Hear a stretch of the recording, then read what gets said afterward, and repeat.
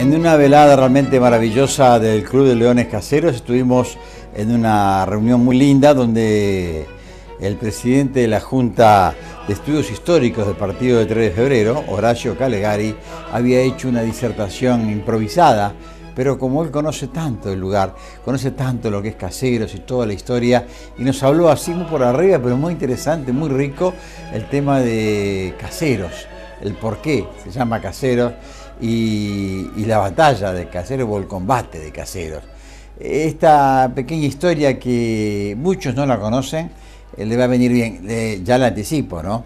Si usted vive en la zona del Palomar, Caseros y alrededores, Colegio Militar, no se le ocurra comenzar a romper su piso para ver si encuentra un cañón. Usted es capaz. Bueno, escuche esto y le agradecemos a Horacio sus conocimientos. Les digo que en 3 de febrero tenemos muchos temas históricos para tratar, pero también tenemos una gran falencia. No hay un museo oficial de historia. Los museos que hay son uno, el Museo del Ejército, los cuarteles de Ciudadela, vecinos tuyos, y otro, los dos museos que hay dentro del Colegio Militar. El Museo de Armas propio del colegio y dos monumentos históricos que están dentro del Colegio Militar y que yo digo afortunadamente, porque así han sido preservados y han llegado a nuestros días. Y si ustedes quieren, podemos hablar de ellos. Uno es la Casa de Caseros y el otro es el Palomar de Caseros. La diferencia geográfica entre ambos son alrededor de 200 metros. ¿Cómo llegan a construirse esa casa? Esa casa la construyó un señor que se llamó Diego Casero, con doble S en el medio, que después nos ocupamos de deformar su apellido y pusimos la S al final, el Caseros que nosotros conocemos. O también con una sola S y sin la S final, Casero. ¿Cuál era la grafía correcta? Nunca lo vamos a saber, porque los documentos de la época muestran las tres diferencias ortográficas, ortográficas, y no sabemos. Presuntivamente era Casero con doble S. Así lo tomaron muchos historiadores. Haremos caso de eso. Este señor construyó en 1788, hace ya 200 y algo más de años, la casa que está dentro del Colegio Militar. Y una casa que tiene una doble relevancia histórica, porque fue, por un lado, epicentro de la batalla, y por otro, fue el sitio donde se realizaron las primeras reuniones con Antonio Solano López, de intermediario, entre la Confederación Argentina y la provincia de Buenos Aires, que terminó finalmente en San José de Flores con el Pacto de Unión Nacional. Pero las primeras reuniones se hicieron en esta casa. ¿Y por qué Diego Casero hizo esta casa? Que en su testamento dice que tenía 24 habitaciones y un gran depósito que lo dicen varas, 35 son unos 30 metros, por 8 de ancho. Y un gran monte de durazneros. ¿Cuál era la finalidad de todo esto? Proveer a la gran aldea, a la Buenos Aires que venía creciendo permanentemente. Los durazneros daban frutos y también proveían de leña. Y él construye, o manda a construir, por mejor decir, un palomar. Un palomar que se cree que fue el mayor de la provincia de Buenos Aires. Un palomar que tiene, hoy algunos menos, 9.999 mechinales o nidos. 9.999. 10.000 menos uno. Hoy digo que hay algunos menos, porque para darle solidez a la estructura, que ya tiene 200 y pico de años, hubo necesidad de bloquear algunos. Pero bueno, sigue en pie, y uno dice, ingenuamente y pensando hoy, en el 2012, qué buen hombre, le daba habitación a las palomas. No, era de buen gourmet comer pichón de palomas. Él las criaba y se las vendía a los pobladores de Buenos Aires. La casa, decía, tenía 24 habitaciones, hoy está bastante reducida. Se guardan algunas cosas originales, no todas, y dio la casualidad que en una visita que yo hiciese, hiciera al Museo Martiniano Leguizamón en Paraná, encontrase la bandeleta original. ¿Qué era la bandeleta? Era una bandeleta metálica que actuaba a modo de veleta en la espadaña arriba, en el mirador de la casa. Pedí hablar con la directora del museo y le dije, mire, nosotros tenemos, en principio me presenté, le dije, yo soy el historiador de 3 de febrero, el tema es así, y veo que ustedes tienen el original. ¿Por qué tenían ese original? Porque Martiniano Leguizamón recorrió muchas veces estas tierras después de la batalla de Caseros y vio que había muchos elementos que quedaron abandonados. Incluso la misma casa estuvo abandonada por décadas. Y entonces se la llevó. Se la llevó, la donó a ese museo que lleva el nombre de él en Paraná, él era entrerriano. Y acá, cuando hubo necesidad, en el año 42, después que se usó la casa como obrador para la construcción del Colegio Militar, construcción que empezó en 1904 y terminó en 1937, porque bueno, siempre tuvimos los argentinos problemas presupuestarios en el medio,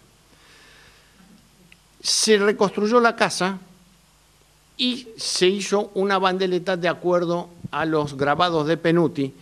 Penuti había hecho, testigo de la batalla de Caseros, el 3 de febrero del 1852, había hecho unos grabados que imprimió Domingo Faustino Sarmiento, que era el boletinero, el jefe, el encargado de la imprenta del Ejército Grande de Urquiza. Se tomó ese modelo, ignorando de que había otro, que el original estaba en Paraná.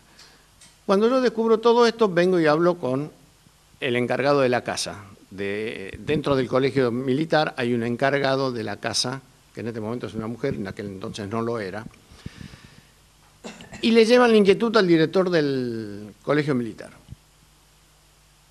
Y este hombre dijo, y no, ¿qué vamos a estar pidiendo? Vamos a llevar porque habíamos, olvidé decir que la directora del Museo Entrerriano había accedido a entregar el original para que estuviera en su lugar y recibir la réplica para exhibirla allá. Pero como el director del colegio militar son gente que están de paso, 2 años, 1 año y medio, prefirió no molestarse y, bueno, sigue el original en Paraná y el suplente, por decirlo de alguna forma, donde tendría que estar el original, acá en 3 de febrero. La casa se construyó, como les decía, en 1788, tenía, según el testamento de Casero, porque no la conocimos en ese estado, 24 habitaciones, creo que ya también lo dije, y cuando Caseros muere, ahí surgen los primeros problemas. Porque Caseros había sido administrador de las misiones jesuíticas, las misiones que teníamos en Paraná, en Misiones, en la provincia de Misiones, algunas sobre tierras hoy de Paraguay y algunas otras que quedaron sobre tierras hoy brasileñas. Pero él había engendrado una fuerte deuda. Entonces la Junta de Temporalidades, que lo juzga, ¿qué hace? Se queda con esta casa, entre otras cosas, para cubrir las deudas que había generado Diego Caseros. El Palomar es una ingeniosa construcción integrada por 3 círculos concéntricos. Los ladrillos no eran habituales de la medida de aquel entonces. Se conoce que fueron horneados especialmente para esto porque son unos 5 o 6 centímetros más largos y 2 o 3 más anchos.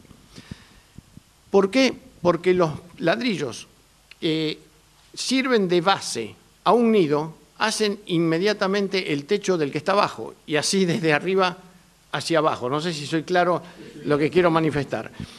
Bueno, hoy sigue habiendo algunas palomas, muchísimas menos. Hoy no se las comen, por lo menos creemos. La casa se rehabilitó últimamente en el 92, yo participé activamente de esa reconstrucción, Cuando digo activamente, no vayan a creer que yo picaba, no. Para eso el Colegio Militar dispuso de una serie de soldados, felizmente, que otra cosa era dirigir que tener una mano ejecutiva, ¿no? Y se rearmó una sala sobre el Pacto de San José de Flores, al que yo hacía mención recién, que anteriormente prácticamente se había ignorado. Creemos que fue una cosa bastante importante de las sucedidas allí. Y el resto, por supuesto, la batalla de Caseros. La batalla de Caseros con las consecuencias trágicas de lo que se produce en esa casa, que es la muerte de Claudio Mamerto Cuenca, médico que después se viene a descubrir, médico del Ejército de Rosas, pero que era unitario. Y tanto es así que muere en el momento que está suturando las heridas de uno de las tantas víctimas de la batalla, porque hay dos o tres versiones. Por supuesto, siempre esto es casi como Boca River o Ford Chevrolet, unitarios federales. Los federales dicen una cosa y los unitarios otra, y ¿quién puede desmentir? No estaba Juan Carlos filmando en ese momento, hubiera sido lo ideal. Pero bueno, lo cierto es que Cuenca, que se dio en llamar Claudio Mamerto Cuenca, pero que en realidad en su ficha de bautismo dice Claudio del Sagrado Corazón de Jesús Cuenca. Nadie sabe por qué produjo ese cambio. Y les decía que en la valijita que él tenía sus instrumentos, todo, como se imaginan, muy rudimentario, aparecen versos en los que él critica la acción de Rosas. Entonces yo me pongo a pensar, ¿por qué él era médico del ejército? ¿Por qué él era federal, cumpliendo órdenes? Pero ¿cuál era el tema? Que como él estaba recién recibido, él, Bosch y un tercero que no vienen a mi memoria ahora, eran los tres médicos del ejército de Rosas, porque así estaban obligados a desarrollar una acción a favor del gobierno por haber sido estudiantes. Es decir, era una forma que le querían cobrar los estudios, se sentían obligados, es decir, la ley, y entonces fueron designados para colaborar en la batalla de Caseros. Rosas había pasado su última noche en Buenos Aires, la anteúltima noche, acá muy cerca, en la calle Diego Pombo de San Martín, donde hoy está el museo. Él pernoctó ahí, de madrugada ya estuvo en el frente de batalla. Está toda la gran discusión, si Ángel Pacheco se fue antes, se fue después. Algunos testigos dicen que lo vieron a Pacheco en la batalla, durante la efectivización de la batalla. Otros dicen que se fue la noche anterior, disgustado y hasta enemistado con Rosas, porque Rosas no quiso seguir los consejos de don Ángel Pacheco. Y en realidad el que terminó sufriendo todo y termina siendo ajusticiado es Chilavert, Martiniano Chilavert. Una de las grandes dudas que tengo yo con relación a esta batalla, si es que la debemos llamar batalla, si no fue un combate, porque pelean 26.000 hombres por cada lado, 50.000, 52.000 hombres y muchos a caballo, y no llegan a 400 los muertos, que entre paréntesis estaban en un osario común en los terrenos de Fiat y se perdieron. Como la gente empezó a descubrir que allí había muertos, pero no por los muertos, sino por los pertrechos metálicos, porque las telas y todo eso se había perdido, pero quedaban los botones de los uniformes y balas y todo, todos iban a escarbar y a llevarse lo que encontraban. Lo que pasa es que las propiedades del Colegio San José pasaban más allá de lo que es el camino de cintura actual, y en la medida que tuvieron que ir necesitando plata, fueron vendiendo. Y se quedaron con lo que tienen ahora, las canchas de rugby del club, la iglesia y lo que era el claustro de verano de los curas, que